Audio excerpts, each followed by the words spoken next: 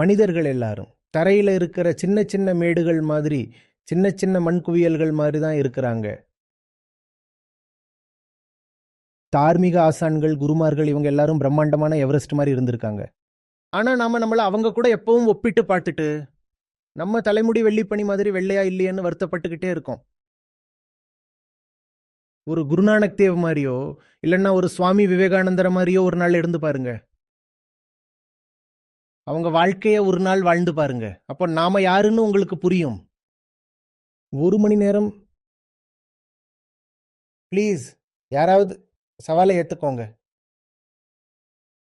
1 மணி நேரம் குருவா வாழ முயற்சி செஞ்சு பாருங்க.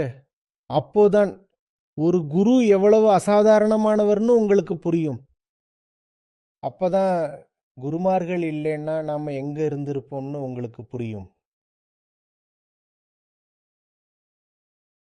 உண்மையான குரு உங்களை சந்தோஷமா நல்லா சுகமா வச்சுக்கணும்னு கொஞ்சம் கூட ஆர்வமா இருக்கவே மாட்டாரு. அவர் உங்களை சிரிக்க வைக்க முயற்சிக்கிறதில்ல. அவர் உங்ககிட்ட உண்மையை கொண்டு வர விரும்புறாரு. அதை விட குறைவான எதுக்கும் சம்மதிக்க மாட்டாரு. அவர் உங்களை அவ்வளவு அதிகமா நேசிக்கிறாரு. அதனால முழுமையானதை தவிர வேற எதுக்கும் அவர் ஒத்துக்க மாட்டாரு. நீங்க முழுமைக்கு தகுதியானவங்கன்னு அவர் சொல்றாரு. அதை விட குறைவானதை நீங்க எப்படி ஏற்றுக்க முடியும்?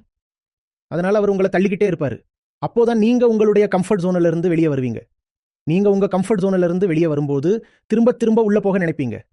அப்போ அவர் உங்களை எச்சரிக்கவும் ஆதரிக்கவும் அங்க இருப்பார். அவர் உங்களுக்கு பொய்யான ஆறுதல்களை தரமாட்டாரு.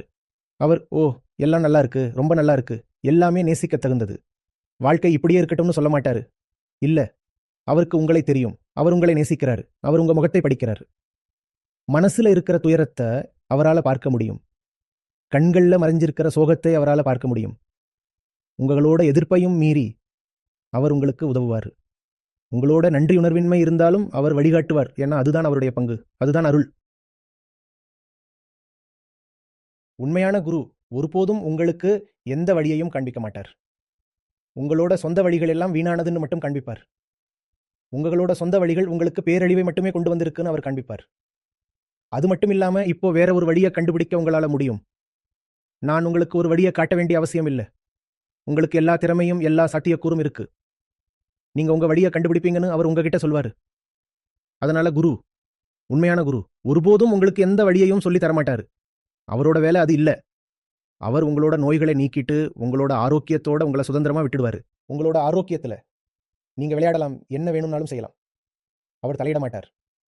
அது அவரோட வேலை இல்லை. அவர் சீக்கிரமா விலகி போயிடுவார். அவர் மறைஞ்சு போயிடுவார். அவர் ஓய்வு எடுத்துக்கிறார். அவர் தன்னோட வேலையை முடிச்ச பிறகு உங்களோட வாழ்க்கையில அவரை நீங்க அப்புறம் பார்க்கவே மாட்டீங்க. அவர் போயிடுவார். குறுங்கிறது கூன்ற எழுத்தால குறிக்கப்படும் எல்லாமே என்னை கட்டுப்படுத்தவோ கைப்பற்றவோ வேண்டியதில்லைங்கிற உணர்தல்தான். ரூவானது குவோட சேர்ந்து இருக்க முடியும். ரூனா அசையாமல் நிற்பதுன்னு பொருள். கூனா நீங்க பார்க்கிற எல்லா விதமான இயக்கங்கள். குருன்னா குவும் ரூவும் சேர்ந்திருக்கிற ஒரு பெரிய முரண்பாடு. இங்க வெளிப்புறமும் மையமும் ஒன்னோடொன்னு கலந்து நடனம் ஆடுது. இங்க ஆகாயமும் நட்சத்திரங்களும் ஒன்னா இருக்கு. ஆகாயத்துக்கு உருவம் இல்ல, வடிவம் இல்ல, வருவதும் இல்ல, போவதும் இல்ல. நட்சத்திரங்கள் உருவாகும், அழியவும் செய்யும். இருந்தாலும் அவை ஆகாயத்தோட ஒருங்கிணைஞ்சு இருக்கும்.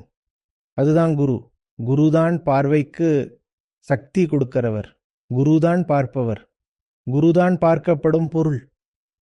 நீங்க குருவை பார்க்கப்படும் பொருளுக்குள்ள மட்டும் வரையறுத்துட்டு ஆகாயத்தோட ஒரு பகுதியை பிடிக்க முயற்சி செஞ்சீங்கன்னா தோல்வி அடைவீங்க. அதனாலதான் குருவை தேடுவது, குருவிடம் செல்வது, குருவிடம் இருந்து கற்றுக்கொள்வது மாதிரியான எண்ணங்களை விட்டொழிக்கணும். குருதான் உண்மை. அதனாலதான் வேதங்கள் திரும்ப திரும்ப சொல்கின்றன, குருவே பரபிரம்மம், முழுமையான யதார்த்தம். குரு உங்களோட பிரபஞ்சத்தில் இருக்கிற ஒரு பொருள் இல்லை. குருதான் பிரபஞ்சத்தின் அடித்தளம். வேரும் மரமும் ரெண்டும் சேர்ந்து மரத்தோட முழுமையாகுது. வேர், கிளை, பழம் எல்லாம் சேர்ந்து குவும் ரூவும் ஆகும். குரு எங்கும் இருப்பவரும் இல்லாதிருப்பவரும் கூட. இருப்பது அனைத்துமே குருதான்.